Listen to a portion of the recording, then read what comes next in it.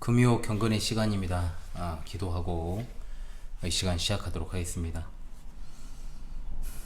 이 시간도 성삼위일체 하나님께만 영광과 존귀와 감사와 찬송을 올려드립니다.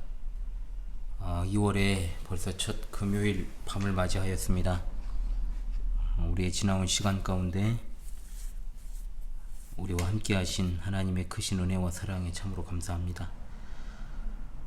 지난 한 주간 속에서도 변함없이 우리와 함께하여 주시고 또한 이 시간 함께 경건회를 가질 수 있도록 우리 삶을 아울러 연장하여 주셨사오니 하나님의 그 말씀을 통한 하나님의 자기 계시로서의 성경을 통한 그 뜻을 바로 알고 늘 순종하도록 성령의 조명하심과 성령의 인도하심만을 의지하며 또한 살아갈 수 있기를 원합니다. 우리의 지나온 시간 가운데 우리의 생각과 말과 행동으로 지은 모든 죄악들을 우리 하나님 앞에서 회개하오며 또한 우리를 긍휼히 여기사 하나님의 백성으로서의 본분과 그 자세와 태도를 결코 잃어버리지 아니하도록 늘 성령으로 충만하게 인도하여 주시기를 간절히 원합니다. 이 시간도 여러 환경과 상황 가운데 애쓰며 분투하는 하늘 가족들이 있습니다. 주님 기억해 주시고 어디에 있든지 무엇을 하든지 하나님만 바라며 나아갈 것을 간절히 간구합니다. 심히 어려운 환경과 세상에서도 묵묵히 주님만을 바라보며 애쓰며 살아가는 주의 백성들에게 하나님께서 은혜의 광채를 비추어 주시기를 원합니다. 오늘도 하나님의 정확무한 말씀인 히브리서를 이 부족한 자로 하여금 조금 해설하고 해석하게 하셨습니다. 전달하는 자에게 은혜를 더하시고 또한 듣는 이의 마음 가운데 성령의 충만한 조명하심과 또한 말씀에 순종하여 살아갈 수 있는 은혜를 덧입혀 주시고 모두가 아울러 은혜로 충만한 시간 되게 도와주시옵소서. 우리 주 예수 그리스도의 이름으로 기도합니다. 아멘. 제네바 시편과 13장 우리 함께 부르겠습니다. 지난 주일에 처음 불렀던 제네바 시편 10편입니다. 제네바 시편과 13장입니다. 여호와여 왜 멀리 서시며 환난 때 어찌 숨으십니까? 악한 자심이 교만하여서 가련한 자심이 압박하니 그 꾀에 빠져들게 하소서. 악인은 그의 욕심 자랑하며 탐욕 부려서 주배반 멸시해 그 교만한 얼굴로 말하기 주께서 감찰치 않다며 그 생각에 하나님 없다네. 그의 길은 항상 견고하고 주 심판 높아 못 미친다며 대적을 멸시하여 말하기를 흔들리거나 환난 없다 하네. 그 입에서 저주거지 보하기 그 혀에 잔해 죄악 넘치네. 그가 마을 구석진 곳 앉아 은밀하게 무죄자 죽이며 그 눈 가련한 자 엿봅니다. 엎드린 사자 같이 엎드리며 그 물 당겨서 가련한 자 잡네. 아멘. 오늘 말씀은 히브리서 이제 마지막 부분이죠. 11장 30절로 40절의 말씀을 끝으로 히브리서 11장 믿음에 관한 귀한 말씀들을 마무리하는 시간이 되겠습니다. 히브리서 11장 30절로 40절의 말씀을 제가 낭독하지요. 믿음으로 7일 동안 여리고를 도니 성이 무너졌으며 믿음으로 기생 라합은 정탐꾼을 평안히 영접하였으므로 순종하지 아니한 자와 함께 멸망하지 아니하였도다. 내가 무슨 말을 더 하리요? 기드온, 바락, 삼손, 입다, 다윗 및 사무엘과 선지자들의 일을 말하려면 내게 시간이 부족하리로다. 그들은 믿음으로 나라들을 이기기도 하며 의를 행하기도 하며 약속을 받기도 하며 사자들의 입을 막기도 하며 불의 세력을 멸하기도 하며 칼날을 피하기도 하며 연약한 가운데서 강하게 되기도 하며 전쟁에 용감하게 되어 이방 사람들의 진을 물리치기도 하며 여자들은 자기의 죽은 자들을 부활로 받아들이기도 하며 또 어떤 이들은 더 좋은 부활을 얻고자 하여 심한 고문을 받되 구차히 풀려나기를 원하지 아니하였으며 또 어떤 이들은 조롱과 채찍질 뿐만 아니라 결박과 옥에 갇히는 시련도 받았으며 돌로 치는 것과 톱으로 켜는 것과 시험과 칼로 죽임을 당하고 양과 염소의 가죽을 입고 유리하여 궁핍과 환난과 학대를 받았으니 이런 사람은 세상이 감당하지 못하느니라. 그들이 광야와 산과 동굴과 토굴에 유리하였느니라. 이 사람들은 다 믿음으로 말미암아 증거를 받았으나 약속된 것을 받지 못하였으니 이는 하나님이 우리를 위하여 더 좋은 것을 예비하셨은즉 우리가 아니면 그들로 온전함을 이루지 못하게 하려 하심이라. 아멘. 네. 나름 많이 풀렸지만 이제 실내는 조금 이제 서늘한 감이 있습니다. 뭐 서늘하다고 표현하겠습니다. 춥다고까지는 이야기 안 하겠습니다. 워낙 이제 추운 곳에서 보내다 보니 예, 지금이야 너무나도 좋죠. 하나님이 주신 처소에서 오늘도 계속해서 하나님 말씀을 전하도록 하겠습니다. 예, 히브리서 11장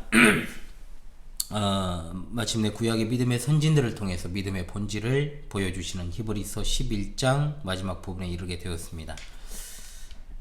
특별히 히브리서 11장을 마무리하면서요, 우리가 다시금 상고해야만 하는 구절은 히브리서 10장 39절의 말씀입니다.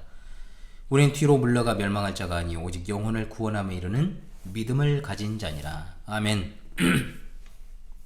목이 좀 그러니까요, 양해해 주시고요. 자, 구원은 믿음으로 말미암아 받습니다. 고난과 시련과 역경 때문에 믿음의 자리에서 뒷걸음질 치거나 또는 주저앉는 것, 자, 이것은 결국 심판과 멸망으로 향해 가는 지름길입니다. 믿음에 대한 모든 본질에 관해서 히브리서 설교자는 사도 바울은 단지 특정 믿음의 영웅들을 열거해서 사람들에게 유익하고 즐거운 이야기를 들려주려고 한 것이 아니고 살고 죽는 문제에 대해서 분명하게 말하고 있다는 거죠. 사느냐 죽느냐 그것이 문제로다. 그렇게 이제 말한 것처럼 영생이냐 죽음이냐 구원의 상급이냐 영원한 심판의 형벌이냐의 문제가 되겠습니다. 참으로 절박한 문제죠. 이런 어떤 절박한 상황에 놓여있는 절박한 신자들에게 하나님께서는 히브리서 설교자를 통해 두 명의 선진을 짧게 제시해 주시고 믿음으로 승리하고 끝까지 인내한 사람들을 열거해 주십니다. 금주의 히브리서 11장 믿음장에 관한 마지막 말씀을 통해서 오직 영혼을 구원함에 이르는 믿음을 가진 파수꾼들로 언약에 신실하신 하나님을 끝까지 섬기는 여러분 되시길 바랍니다. 자, 바울 사도는 모세에 이어서 가나안 정복이라고 하는 아주 긴 성경의 기사를 여리고성 함락이라고 하는 사건 하나로 압축해서 설명을 합니다. 이 여리고성 함락 사건을 이제 두 가지로 나누어서 설교를 하는데, 하나는 뭐냐? 이스라엘 백성이 믿음으로 여리고 성벽을 돌았던 사건과, 그리고 둘째, 라합이 정탐꾼들을 영접했던 사건입니다. 이 두 개의 사건을 믿음의 행위로 보고 해석하는데요. 자, 특이한 점은 가나안 정복과 관련한 이스라엘의 지도자가 여호수아인데 여호수아 이름 안 나옵니다. 오히려 여호수아를 제치고 누가 나옵니까? 라합의 이름이 등장하지요. 그렇다면 여호수아가 그리 중요한 인물은 아니기 때문에 여기 등장하지 않은 것일까요? 물론 그것은 아닙니다. 우린 여기서 성경이 어떤 흐름으로 어떠한 하나님의 뜻에 의해 계시되었는지를 상고해야 됩니다. 일단 여리고성을 돌았던 백성들을 인솔했던 지도자는 여호수아라는 사실을 누구나 잘 압니다. 그러므로 여기서는 여호수아의 믿음의 행위를 함축해서 설명하고, 라합의 실명을 거론한 것은 라합이 가지고 있는 하나님의 작정과 구원의 섭리사적 측면 때문에 그렇게 한 것입니다. 마태복음 1장에 나오는 예수 그리스도의 족보에 따르면 라합은 살몬과 함께 보아스, 오벳, 이세, 다윗으로 이어지는 족보의 원조입니다. 그러므로 라합은 단순히 정탐꾼들을 숨겨주는 것으로 칭송받는 것이 아니라 라합으로부터 아브라함에게 주신 약속의 첫 번째 실현으로서의 다윗 왕가가 나오게 되었음을 드러내기 위해서 의도적으로 라합을 등장시킨 것이죠. 가나안 정복은 다윗이 예루살렘을 정복하는 것으로 끝이 납니다. 그래서 라합으로부터 다윗에 이르는 역사는 가나안 정복의 역사를 모두 포괄하고 있고 동시에 이스라엘의 왕국을 확립하는 역사적 뿌리가 된다는 측면에서 라합의 믿음에 집중하고 있는 거죠. 그런 점을 상기한 다음 계속해서 본문을 중심으로 살핍니다. 믿음의 본질과 관련해서 첫 번째로 우리가 주목해야 될 것은 바로 무너진 여리고 성벽입니다. 여호수아라는 이름이 등장하지 않는다 그랬죠. 그런데 하나님께서 여호수아에게 주신 말씀을 기억하십시다. 강하고 담대하라. 너는 내가 그들의 조상에게 맹세하여 그들에게 주리라 한 땅을 이 백성에게 차지하게 하리라. 강하고 담대하라. 두려워하지 말며 놀라지 말라. 내가 어디로 가든지 내 하나님 여호와가 너와 함께하느니라. 아멘. 여호수아 앞에 놓인 첫 번째 관문은 무엇이냐? 바로 여리고 성이었습니다. 여리고 성을 점령하기 위해서 여호수아가 먼저 행한 일은 무엇이냐? 바로 정탐꾼을 보내는 일이었죠. 이 정탐꾼들이 바로 라합과 여호수아의 이름을 하나로 묶어준 매개체가 되었던 것이지요. 전투에 앞서 여호와의 군대 대장이라 불리는 사람을 만나고 나서 그에게 특이한 지시가 주어집니다. 그건 뭐냐? 바로 백성으로 하여금 어떤 군사적인 전략으로 성을 공략할 것인가에 대한 병법을 전수한 것이 아니라 7일 동안 단순히 성 주위를 돌게 하되 7째 날에 나팔을 불면 성벽이 무너진다는 것이었습니다. 여호수아와 이스라엘 백성들은 믿음으로 하나님의 말씀을 그대로 이행했습니다. 그리고 7째 날 나팔 소리가 울려 퍼지자 성벽이 무너졌고 이스라엘은 칼로 그 성을 진멸했습니다.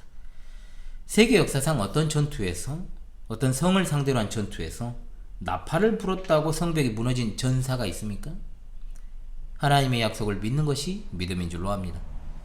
초대교회 한 교부는 이런 말을 했죠. 10,000년 동안 나팔을 불어도 나팔 소리가 돌을 무너뜨릴 수는 없다. 따라서 여리고성을 무너뜨리신 하나님의 역사에 집중하지 않고 여리고성을 무너뜨린 인간의 행위에 집중을 한다면 각종 이상한 행위들이 교회에 난무하게 됩니다. 실제로 그러하죠. 과거에 한참 유행했던 여리고성 무너뜨리기, 특별 새벽 기도회라든지 또는 히브리서 11장 첫 번째 강설 때 제가 말씀드린 것처럼 내가 바라고 원하는 것을 간절히 간구하여 얻어내는 것이 믿음이란 식으로 해석을 하면 결국은 지성이면 감천입니다. 하늘이 감동해서 응답했다는 식의 극히 인본주의적이자 기복주의적이며 뉴에이지 사상으로 흐르게 될 수밖에 없죠. 하나님께서 히브리서의 믿음장을 통해 알려주시고자 하는 것은 믿음의 본질, 즉 구약의 믿음의 선진들이 보이지 아니하는 예수 그리스도를 믿음으로 바라보았다는 것이고 약속의 실체가 되시는 그리스도를 믿고 있는 1세기 히브리서의 독자들과 그리고 우리들에게는 소망 중에 예수 그리스도의 다시 오심을 돌아보고 끝까지 바라보고 믿음을 지키라는 권면이라는 그 사실을 잊어서는 안 되는 겁니다. 그것을 극명하게 보여주는 것이 또한 여호수아와 짝을 이루는 여리고의 기생 라합입니다. 믿음으로 기생 라합은 정탐꾼을 평안히 영접하였으므로 순종하지 아니한 자와 함께 멸망하지 아니하였도다. 전투도 하기 전에 여호수아가 보낸 정탐꾼들은 여리고 지도자들에게 발각이 됩니다. 그래서 라합은 자신의 생명을 무릅쓰고 정탐꾼들을 숨겨줬죠. 라합이 정탐꾼들을 이렇게 평안히 영접한 이유에 대해서 여호수아 2장 9절로 11절에 상세하게 나옵니다. 여호와께서 이 땅을 너희에게 주신 줄을 내가 아노라. 우리가 너희를 심히 두려워하고 이 땅 주민들이 다 너희 앞에서 간담이 녹나니 이는 너희가 애굽에서 나올 때 여호와께서 너희 앞에서 홍해 물을 마르게 하신 일과 너희가 요단 저쪽에 있는 아모리 사람의 두 왕 시온과 옥에게 행한 일, 곧 그들을 전멸시킨 일을 우리가 들었음이니라. 우리가 듣자 곧 마음이 녹았고 너희로 말미암아 사람이 정신을 잃었나니 너희 하나님 여호와는 위로는 하늘에서도 아래로는 땅에서도 하나님이시니라. 아멘. 여러분 얼마나 대단한 믿음의 고백입니까? 그 믿음에 근거하여 라합은 정탐꾼들에게 성이 함락되면 자기 가족의 생명을 보존해달라고 말하고 그 표시로 붉은 줄을 창문에 매기로 했습니다. 왜 하필 붉은 줄이냐? 물론 붉은색이 눈에 띄기도 하거니와 많은 학자들은 그 붉은 줄을 예수 그리스도의 속죄의 피에 대한 예표로 이해를 하지만 이것은 저는 풍유적 해석이기 때문에 취하지 않습니다. 어찌되었든 라합을 다윗 왕가의 조상으로 세우신 하나님의 뜻, 그리고 그 다윗 왕가에서 나오실 예수 그리스도의 족보에 당당하게 라합의 이름이 등장하는 것으로 하나님의 구원의 놀라운 작정과 섭리의 역사를 보게 되는 거죠. 여호수아와 라합은 참으로 훌륭한 한 쌍을 이룹니다. 여러 면에서 이 둘은 완전히 다르죠. 일단 성별이 다릅니다. 여호수아는 남자고 라합은 여자입니다. 그리고 이스라엘의 지도자로서 모세의 후계자가 또 여호수아죠. 그런데 라합은 어떻습니까? 여자인데다가 고대 사회에서 여자는 남자의 복속물인데다가 가나안에 저주받은 7 족속 중에 하나인 아모리 족속이자 또 기생이라고 표현이 되어 있지만 기생이란 말에 원하는 창녀입니다. 자, 그리고 하나님께서 멸망하기로 작정하신 도시의 거민이죠. 그런데 왜 라합의 이름이 나왔겠습니까? 이거는 의도적인 겁니다. 우리 주 예수 그리스도의 조상 가운데 이런 천하고 천한 사람이 있었다? 뭘 의미합니까, 여러분? 지극히 낮고 낮은 종의 자리로 오실 예수 그리스도를 보여주시기 위한 서막입니다. 얼마나 감사합니까? 예수 그리스도께서 왕가나 귀족의 자제로 적어도 다윗 왕가를 회복시키려고 하며 따르는 무리가 많은 훌륭한 장군이나 혁명가로 오셨다면 그분이 모든 사람들의 유일한 소망이요 중보자가 되실 수 있었겠습니까? 그러나 히브리서를 통해서 우리 하나님께서는 의도적으로 여호수아의 이름을 생략하고 라합의 이름을 드러내고 계십니다. 이것이 바로 예수 그리스도를 바라보고 그를 끝까지 붙잡기를 소망하는 하나님의 사랑입니다. 이 사랑 안에 거하시고 또한 여리고성에서 순종하지 아니함으로 멸망당한 자들과 같이 되지 말고 라합과도 같이 비록 천하디천하고 죄와 허물로 죽을 수밖에 없고 죽었고 이미 죽었지만 그와 같은 순종의 자리로 나아가는 우리 모두가 될 수 있기를 간절히 소망합니다. 아멘. 그리고 승리하는 믿음이죠. 31절까지 창조 아브라함에서 시작해서 여리고성의 함락을 지나 가나안 정복에 이르는 그 광대한 역사를 끝으로 개개인을 통해 보여주신 믿음의 본질에 대한 기록을 마감하고 32절로 38절까지 지금까지 내용을 정리합니다. 11장의 대부분은 아브라함과 모세의 기사입니다. 가나안 정복을 통해서 1차적으로 아브라함에게 하신 약속의 성취가 바로 가나안 땅 정복이 되는 거죠. 32절의 말씀에 내가 무슨 말을 더하리요? 기드온, 바락, 삼손, 입다, 다윗 및 사무엘과 선지자들의 일을 말하려면 내게 시간이 부족하리로다. 바울 사도의 심정이 모든 시대의 목회자의 심정인 줄로 압니다. 방대한 강서를 통해서 권면하고 또 권면하고 변화받기를 갈망하며 계속해서 세세하게 가르치고 싶어도 그렇게 할 수 없다는 말입니다. 그러면서 특별히 선별된 6사람이 등장을 하죠. 기드온, 바락, 삼손, 입다. 이들은 사사의 대표로 여기에 등장하고 있습니다. 사사시대가 끝나고 사무엘과 다윗의 시대가 이어지고 선지자들의 활동이 나옵니다. 이 말은 곧 히브리서 11장 전체를 통해서 구약의 모든 역사를 믿음의 역사로 보려고 하는 겁니다. 그러므로 절대로 히브리서에 등장하는 인물들을 중심으로 인간의 믿음의 행위를 자랑하려는 의도가 아니라는 것을 기억하십시오. 인물 설교의 함정이 여기 있습니다. 오히려 이것을 통해서 하나님의 주권을 강조해야 됩니다. 히브리서의 설교자에게 있어서 믿음은 그 실체가 아직 성취되지 않아 그들이 보지 못하고 아직 만질 수 없지만 하나님께서 그것을 이루실 것을 믿고 그 하나님의 작정과 관련해서 하나님의 말씀에 순종하는 것을 의미합니다. 항상 믿음은 하나님의 주권적 계획에 의하여 진행됩니다. 사실 여기 나오는 사람들은 부족함이 많은 사람들입니다. 간단히 그들 면면을 살펴볼까요? 기드온은 300명에 불과한 군대를 거느리고 미디안의 대군과 싸웠습니다. 하나님의 명령에 순종한 기드온이었지만 그는 매우 소심한 사람이었고 또한 왕이 되려고 하진 않았지만 엄청나게 많은 자식들을 거느리고 사실상 왕과 같은 지위에 있던 사람입니다. 그럼에도 불구하고 그는 믿음으로 하나님의 주권적 계획에 순종했습니다. 또한 바락이라는 사람이 나옵니다. 바락 또한 장군이었지만 소심했잖아요. 하나님이 세우신 여선지 드보라에게 격려를 받아 강력한 가나안 시스라의 부대와 싸워 승리한 사람. 삼손과 입다는 그나마 잘 알려진 사사들 아닙니까? 입다는 어리석은 서원을 통해 그 딸을 잃은 사람이기도 하고 또한 서자 출신으로 서시적에 껌 좀 씹고 침 좀 뱉던 이 조폭 두목이었잖아요. 그러나 믿음으로 암몬과의 전투에서 지파들을 이끌었던 지도자였습니다. 삼손은 사실 더 모범적인 인물로 보기 어려운 측면이 있습니다. 이방 여인의 유혹을 받아 나시린의 서원을 어겼음에도 그는 블레셋에 단독으로 맞서 싸운 사람이었고 특히 죽을 때 믿음으로 다곤 신전을 무너뜨린 것으로 유명하죠. 그리고 여기서 두 인물 다윗과 사무엘 선지자를 봅니다. 자, 사무엘은 마지막 사사이자 또한 선지자입니다. 또한 다윗 왕을 기름 부어 세운 사람이기도 하지요. 사무엘의 출생 또한 믿음의 이야기인데요. 자, 아이를 갖지 못하던 한나가 하나님에게 도움을 구하며 아이를 여호와를 섬기는 일에 믿음으로 드리게 됩니다. 사무엘의 신실한 사역이 없었다면 이스라엘은 그야말로 혼란에 빠지고 블레셋에게 먹히고 말았을 것이며 다윗은 그냥 무명 일개 목자로 죽고 말았을 것입니다. 여기에서 우리 파수꾼들께서 생각하기에 가장 인지도 높은 사람은 역시 누굽니까? 다윗입니다.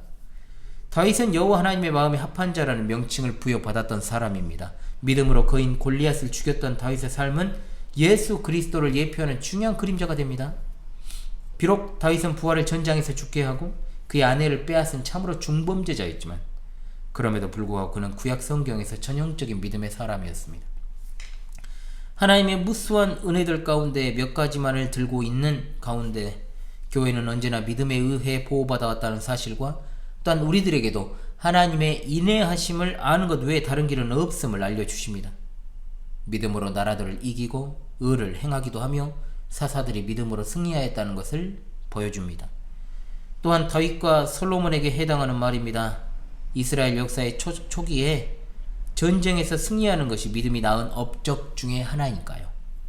그리고 의를 행했다고 했지 않습니까? 단순하게 전쟁에서 승리했다는 것을 강조한 것이 아닙니다. 하나님에 대한 믿음 없어도 전쟁에서 승리할 수 있습니다. 이 말은 뭔 말이냐? 과거의 세계 제국들이 하나님에 대한 믿음으로 전쟁에서 승리해서 그러한 방대한 제국을 이룬 게 아니잖아요, 여러분. 그래서 하나님의 의를 행하였다고 말한 겁니다. 또한 약속들을 다 받았다고 했습니다. 앞으로 가서 39절을 한번 보십시오. 이 사람들은 다 믿음으로 말미암아 증거를 받았으나 약속된 것을 받지 못하였으니라고 하였습니다.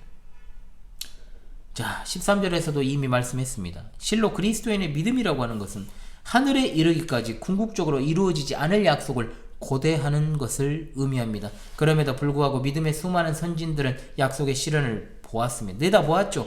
여호수아는 성벽이 무너지는 것을 실제로 봤고 라합은 죽음에서 건짐을 받았으며 다윗은 약속대로 왕이 되었습니다. 이런 그들의 경험이 우리에게도 격려와 위로가 되는 것입니다. 그들의 약속이 그러했던 것처럼 복음의 위대한 약속에 대한 우리의 믿음 역시 하나님의 때가 차면 이루어질 것임을 우리는 믿습니다. 아멘. 두 번째 목록이 33절과 34절에 등장을 하지요. 사자들의 입을 막기도 하며 불의 세력을 벌하기도 하며 칼날을 피하기도 하며 했는데, 자, 사자들의 입을 막았다는 말은 바로 다니엘에 대한 설명 아니겠습니까?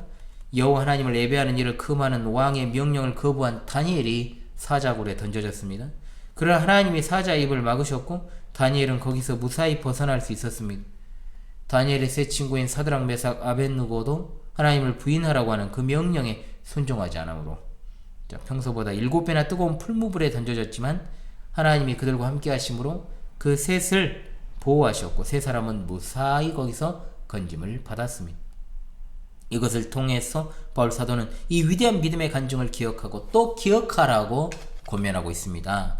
다니엘서를 인용하자면 우리가 섬기는 하나님 계시다면 우리를 맹렬히 타는 풀무불 가운데서도 능히 건져내시겠고 왕의 손에서도 건져내시리다. 그렇게 하지 아니하실지라도 왕이여 우리가 왕의 신들을 섬기지도 아니하고 왕이 세우신 금 심상에게 절하지도 아니할 줄을 아옵소서. 아멘. 34절에 연약한 가운데 강하게 되기도 했다. 누구를 떠올립니까? 성경 안에서만 찾으면 됩니다. 블레셋의 소굴에서 두 눈 다 뽑히고 힘을 상실하여 기둥에 묶여있던 삼손이 하나님께 회개하고 마지막으로 그곳에 있던 블레셋인들과 함께 죽은 그 사실을 떠올리게 되고 골리앗 앞에 서있던 너무나도 여린 소년 다윗을 떠올리기도 하며 혈혈 단신으로 바알의 제사장 450면을 대면하여 갈멜산에서 영적 전투를 벌였던 엘리야를 떠올리기도 합니다. 또한 왕정시대의 여호수아밧이 거대한 적군의 침략에 직면했을 때 하나님의 능력을 찬양하면서 이렇게 기도하지요. 우리 하나님이시여 그들을 징벌하지 아니하시나이까? 우리를 치러 오는 이 큰 무리를 우리가 대적할 능력이 없고 어떻게 할 줄도 알지 못하옵고 오직 주만 바라보나이다. 아멘. 유다 모든 사람들이 그들의 아내와 자녀와 어린이와 더불어 여호와 앞에 섰더라 했습니다. 여호사밧은 약한 가운데 하나님을 바라봄으로 힘을 얻었습니다.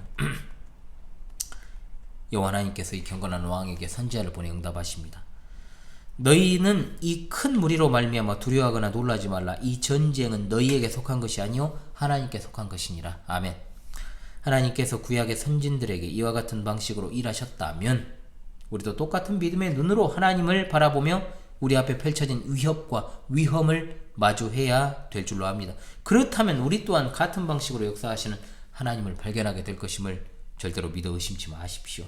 시대가 악하고 너무나도 악하지요.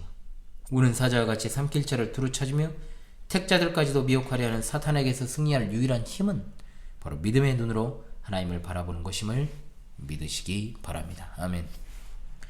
대체로 고난을 참는 믿음이 되겠습니다. 만일 믿음에 대한 언급이 34절에서 중단되었다면 믿음은 이상한 식으로 또 왜곡됩니다. 즉 믿음이 우리를 이 세상에서 고난당하지 않게 해준다는 식의 위협. 참으로 이런 왜곡된 복음을 많이 듣고 살아왔습니다. 예수 믿으면 행복해지고 예수 믿으면 삶이 풍요로워지고 당신은 사랑받기 위해 태어난 사람인데 우리 교회에 오셨습니까? 이제 불행 끝 행복의 시작이 펼쳐지게 될 것입니다. 그러나 35절부터 38절까지 믿음의 언급은 그런 식의 불량한 가짜 복음, 잡음, 다른 복음, 실상 복음이 아닌 그 모든 것들을 싹 다 박살내버립니다. 여자들은 자기의 죽은 자들을 부활로 받아들이기도 하며 또 어떤 이들은 더 좋은 부활을 얻고자 하여 심한 고문을 받되 구차히 풀려나기를 원하지 아니하였다 했습니다. 34절까지는 믿음의 선진들을 통해 믿음이 가진 성공적인 결과를 마치 보여주는 것처럼 했지만 여기서는 뭐라고 했습니까? 극도로 비참한 상태로 내몰린 성도들을 언급하고 있다는 거죠. 여기 나오는 여자들은 엘리야와 엘리사 시대에 등장한 여인들을 언급하는 겁니다. 그들이 그리스도의 사역을 상징하는 선지자에 대한 믿음을 통해 죽었던 아들의 생명을 되찾은 일이 있었지요. 그러나 더 중요한 언급은 그 다음입니다.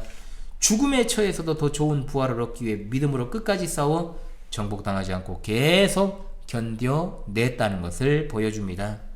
앞서는 원수들을 정복하여 빛나는 승리를 한 믿음의 선진들에 대해 언급하고 있습니다만 한편으로는 참으로 유혹되게 취급받고 거의 온 세상 사람들에게 멸시받으며 몹시 빈곤하게 되고 또한 미움받아 들짐승에 우리의 그 몸을 숨기지 않으면 안 될 정도가 되고 결국에는 잔혹한 고문을 받고 죽은 믿음의 선진들이 있습니다. 이것만 보면 이 사람들은 하나님에게 버림받은 것 같이 보이지 않습니까? 초대교회 당시 콜로세움에서 사자밥이 되고 검투사들에게 잔인하게 희생되었던 순교자들이 자신의 몸이 사자에게 찢겨질 때, 전차바퀴에 깔려 죽을 때, 칼에 맞아 자신의 오장육부를 자신의 눈으로 확인하는 것을 볼 때, 산채로 태워질 때 무슨 생각을 했을까요? 아, 하나님은 없구나. 아, 하나님은 진정 없기 때문에 나는 이렇게 비참하게 죽어가는구나. 오호라 통제했을까요? 그렇지 않습니다. 로마의 기독교 박해가 3세기 가까이 지속되는 가운데 그들이 믿음을 포기했을까요? 절대로 포기하지 않았습니다. 끝까지 하나님을 신뢰했습니다. 구차하게 자기 목숨을 구걸하지 않았다는 겁니다. 이것은 제가 여러분에게 죽는 것이 더욱 가치 있다 이렇게 말씀드리는 게 아닙니다. 당시 상황을 들어서 설명하는 것입니다. 그들이 처한 현실 속에서 그들이 이 세상에서 조금 더 살기 위해서는 하나님을 부인하지 않으면 안 되었습니다. 제가 우리 학생들에게 지난 캠프 때, 구회 동계 성경교리학교 캠프 때 이 트라이누스에게 보낸 편지를 갖다가 소개한 적이 있습니다. 여러분 영상을 보시면 아마 보실 수 있을 것입니다. 예. 얼마든지 예수님에 대한 믿음만 포기하면 살 수 있는 길이 있었는데 그렇게 하지 않았다는 겁니다. 살려줬어요. 묻지도 따지지도 않고 예수만 부인하면 살려줬다는 겁니다. 그러나 그렇게 하지 않았어요. 역사상 수많은 그리스도인들이 박해를 받고 죽었습니다. 우리나라도 일제에 의한 기독교가 핍박을 받고 또한 공산주의에 의하여 기독교가 심히 박해받았으나 감사하게도 대한민국을 종교의 자유가 있는 민주주의 국가로 만들어주시고 반기독교 세력인 공산주의와 제국주의가 창궐하지 않게 하셨으니 얼마나 감사한 일입니까? 그러나 빠르게 이날의 정체성은 흘러내리고 있습니다. 녹아버렸죠. 가슴 아픈 대한민국의 현실입니다만 여기 많은 사람들이 등장을 합니다만 어떤 소수의 사람들을 지칭하는 것으로 보기는 어렵습니다. 실로 여기서 말하는 것은 교회가 받을 공통적 박해에 관한 것입니다. 한두 해에 걸쳐서 벌어진 일이 아닙니다. 대대로 이어져 내려온 박해 이야기입니다. 그러므로 구약시대건 1세기건 지금 21세기 현대건 상관없이 믿음은 똑같은 것이기 때문에 믿음을 시험하는 하나님이 주신 시련 또한 똑같은 것이라는 것도 이해해야 됩니다. 기억해야 됩니다. 우리는 현재의 환난과 다가올 환난을 맞이할 때 결코 하나님께서 우리를 버리셨다라고 생각하면 안 됩니다.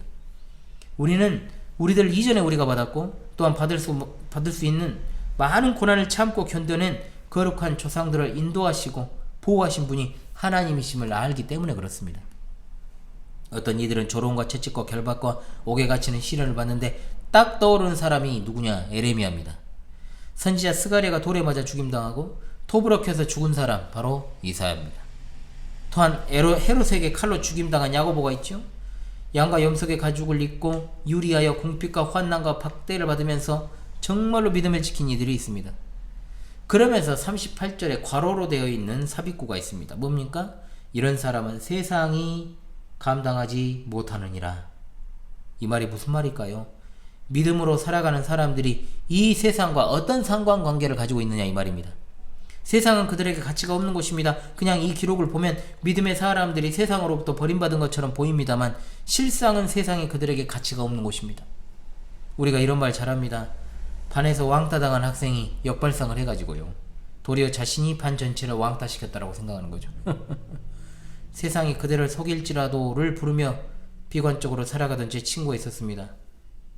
제 친구에게 저는 말했습니다. 네가 세상을 속이고 있는 것이 아니냐. 서식적 이야기죠. 역사적으로 늘 믿음의 사람들은 극소수입니다. 세상의 가치 기준으로 볼 때 그들은 참으로 이상하고 특이하고 독특한 사람들. 세상에서 처절하게 패배하여 낮아빠진 믿음의 사람들을 승리자로 반전시키는 놀라운 말씀. 왜 그들이 세상을 가치 없는 것으로 여깁니까? 이미 앞에 답이 나왔습니다. 16절 하반절의 말씀에 나와 있지 않습니까? 이러므로 하나님이 그들이 하나님이라 일컬음 받으심을 부끄러워하지 아니하시고 그들을 위하여 한 성을 예비하셨기 때문입니다. 아멘. 할렐루야. 이 세상도 그 정욕도 다 지나가되 오직 하나님의 뜻을 행하는 자는 영원히 거하리라. 요한일서 2장 17절 말씀. 아멘. 11장의 마지막 결론입니다. 바로 39절에서 40절의 주된 핵심은 이겁니다.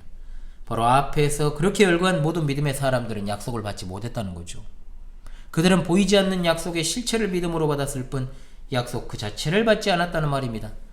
맨 처음 1절에 믿음은 바라는 것들의 실상이요 보이지 않는 것들의 증거라고 했을 때 1절의 증거와 39절의 증거는 같은 말입니다. 2절에 선진들이 이로써 증거를 얻었다는 문구와도 관련되지요. 마치 11장 1절로 2절 그리고 39절 11장 전체를 싸는 보자기와 같은 겁니다. 우리 사랑하는 파수꾼 성도들이시여, 이 귀한 믿음의 파노라마에서 기억할 것은 바로 이겁니다.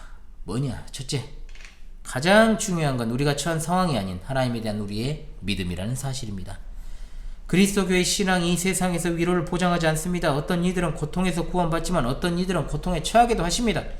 이생의 시련과 복이 중요한 게 아닙니다. 누구든지 이 양편에 속하게 될 것인데 어떤 상황이든지 예수 그리스도의 보혈로 능히 승리할 수 있습니다. 아멘. 두 번째로, 하나님의 약속이 이루어지기를 기다리는 동안 우리는 믿음으로 또한 충분합니다. 십자가 너머에 면류관이 기다리고 있습니다. 고난을 당하며 기다리는 동안 우리가 갖고 있는 것은 믿음뿐이지 않습니까? 인간은 누구나 죽습니다. 그러나 하나님의 약속은 영원합니다. 그러므로 그 하나님의 약속을 우리는 이 땅에서 다 받는 것이 아니라 하나님을 영광 중에 배움는 그날 받게 된다는 것을 잊지 마십시오. 셋째로, 시험의 때는 특별한 믿음을 필요로 합니다. 1세기 히브리서 독자들에게 하고 싶은 말이 이것이었을 것입니다. 우리의 이름이 세상 권력자들의 살생부에 없음에 기뻐하지 말고 하늘의 생명책에 기록되어 있음을 기뻐하라. 참된 신앙은 시련의 때 완성되는 것임을 잊지 마시기 바랍니다. 누가 우리를 그리스도의 사랑에서 끊으리요? 환난이나 공고나 박해나 기근이나 적시나 위험이나 칼이랴? 기록된 바 우리가 종일 주를 위하여 죽임을 당하게 되며 도살당할 양같이 여김을 받았나이다 함과 같으니라. 그러나 이 모든 일에 우리를 사랑하신 이로 말미암아 우리가 넉넉히 이기느니라. 할렐루야. 아멘. 또한 우리는 기억합시다. 신약교회의 성도들이시여, 적어도 우리 믿음은 11장에 기록된 구약의 선진들보다 탁월해야 됩니다. 왜? 그것은 구약의 백성들이 갖지 못했던 약속의 실체가 되시는 예수 그리스도를 우리가 가졌기 때문입니다. 그것이 바로 마지막 절의 뜻입니다. 우리가 아니면 그들로 온전함을 이루지 못하게 하려 하심이라. 약속의 실체를 가진 우리가 바로 구약의 선진들의 믿음이 헛되지 않았으며 또한 그들의 믿음이 옳은 것이었음을 증거하는 증인들입니다. 약속의 증거이자 증인들이시오. 또한 우리에게 약속된 새하늘과 새 땅을 바라보면서 끝까지 믿음을 붙잡으시길 바랍니다. 진실로 내가 속히 오리라. 아멘. 주 예수여 오시옵소서. 아멘. 예. 많이 주어졌습니다. 제네바가 아니고 찬송가 457장 우리 함께 부르죠. 457장 통일찬송가 510장이 되겠습니다. 457장 통일찬송가 510장입니다. 겟세마네 동산에 주를 생각할 때 제가 참 좋아하는 찬송인데요. 겟세마네 동산에 주를 생각할 때에 근심이나 걱정을 외면할 수 있을까? 나를 항상 버리고 주를 따라가리라. 빌라도의 뜰에서 주를 생각할 때에 수치됨과 아픈 것 못 견딜 수 있을까? 길이 참고 묵묵히 주를 따라가리라. 갈보리산 올라간 주를 생각할 때에 나의 받는 괴로움을 비교할 수 없으리. 십자가를 지고서 주를 따라가리라. 무덤에서 부활한 주를 생각할 때에 환난이나 죽음도 두려울 것 없으리. 승전가를 부르며 주를 따라가리라. 아멘. 예. 네, 2월이 벌써 시작되었습니다. 2월 됐어요. 와, 1월 그냥 휙 지나간 것 같아요. 6월 첫 번째 주일 앞두고 있습니다. 한 주간도 주님의 위로와 평강 가운데 잘 지내셨는지요? 이 방송이 나갈 때쯤에는 제가 신앙스러운의 첫째 날 밤을 아주 뜨겁게 보내고 있을 것 같습니다. 수요일에 말씀을 드렸던 것처럼요, 다음 주는 월요일 이번 주 하나님 말씀 해설, 그리고 수요 금요 경건의 시간을 제외하고는요 화 수 수업은 휴강입니다. 예. 목은 원래 없는 날이고요, 없는 주고요. 다음 주는 9회 동계 캠프 영상을 편집해서 올려야 될 것 같아서요. 더 이제 늦추면 안 되니까요. 그것이 현장감이 떨어져 버리죠. 너무. 아무래도 올해부터는 제가 방송 조정을 좀 하겠다라고 말씀을 드렸던 것을 기억하실 것입니다. 마지막 파밤 때. 다음 주는 양해를 부탁드리겠습니다. 다시 월요일에 방송 공지로 찾아뵙겠습니다. 이번 주일 예배는 10시 30분이 아니라 11시입니다. 신앙수련의 셋째 날 아침은 저희가 외부에서 진행하고 아침에 이제 이동해서 오기 때문에 좀 약간 빠듯한 감이 있습니다. 그래서 30분 늦춰 예배합니다. 수련회 때만 그렇게 합니다. 항상 10시 30분에 저희는 오전 예배합니다. 다음 파밤은 지난 파밤 때 공지드렸던 것처럼요, 금요일로 하게 되면 3월로 넘어가니까 2월 29일, 흔하지 않은 2월 29일에 진행합니다. 올해부터는 한 달에 한 번 마지막 금요일에 한다는 원칙을 세웠기 때문에 그날에 좀 뵙도록 하겠습니다. 금요일 히브리서 강설이 먼저 끝나면요, 수요 경건의 시간을 금요일로 옮겨 호세아서를 마무리하고 토요일로 이제 경건회를 옮겨서 함께 성경을 새로이 이제 제가 해설하는 시간을 갖도록, 경건회를 보내도록 하겠습니다. 어떤 방식을 취할지는 제가 좀 고민을 하고 있어요. 이런 어떤 경건회 시간 방식으로 해도 좋지만은 좀 그래도 경건회 방식이지만 좀 약간 변동을 좀 해봐야 되지 않을까, 그런 생각을 좀 하고 있으니까요. 그래서 제가 고민을 해보도록 하겠습니다. 주말 방송이 없었는데요, 아마 그때부터는 주말 방송도 이제 생기는 현월TV 채널이 되겠지요. 예, 기억해 주시고요. 여러분 함께 마음을 합해 주시고, 또 이제 신앙수련회도 잘 마치고 주일에 뵙도록 그렇게 하겠습니다. 기도하고 금요 경건회를 마치도록 하겠습니다. 기도합니다.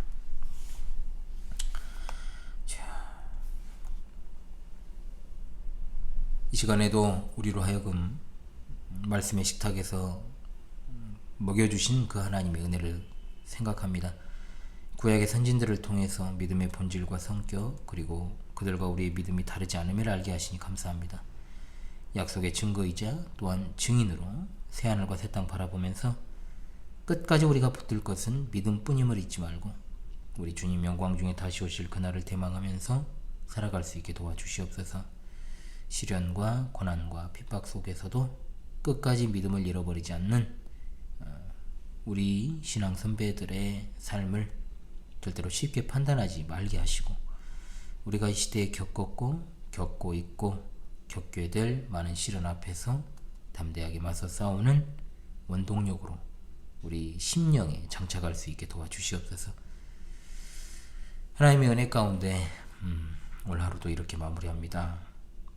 또한 여러가지 공고한 환경과 상황에 지치지 않게 붙들어 주시고, 지난 1월 한 달간도 함께 해주신 하나님, 또한 시작된 2월에도 변함없이 하나님의 귀한 뜻과 사명을 수행하는 일에 부족함이 없는 자들이 되게 하시고, 하나님의 함께 하심과 늘 하나님께서 우리 삶 가운데 주시는 말씀을 통해 깨어서 또한 그걸 받아 순종하게 하시고, 시대를 잘 분별하여 신실한 믿음을 끝까지 갖추게 도와주옵시고, 순교적인 신앙으로 살아가다가 영광 중에 다시 오실 우리 주님을 잘 맞이할 수 있게 도와주시옵소서.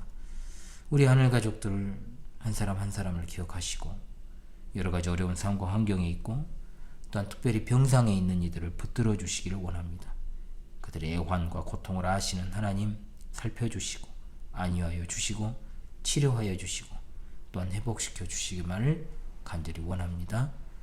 힘겹게 버티고 있는 이들, 그리고 여전히 복음의 참된 자유를 누리지 못하는 떨며 주저하는 자들이 속히 본신앙의 궤도로 돌아올 수 있도록, 또한 복음의 참된 자유를 누리며 만끽할 수 있도록 인도해 주시옵소서. 신앙 수련회의 모든 과정을 인도하여 주시고 주일 오후까지 잘 마무리할 수 있도록 하나님 은혜를 덧입혀 주시기를 원합니다. 우리 주 예수 그리스도께서 영광 중에 다시 오시는 그날을 간절히 대망하고 속히 오실 우리 주 예수 그리스도 이름 받들어 기도합니다. 아멘.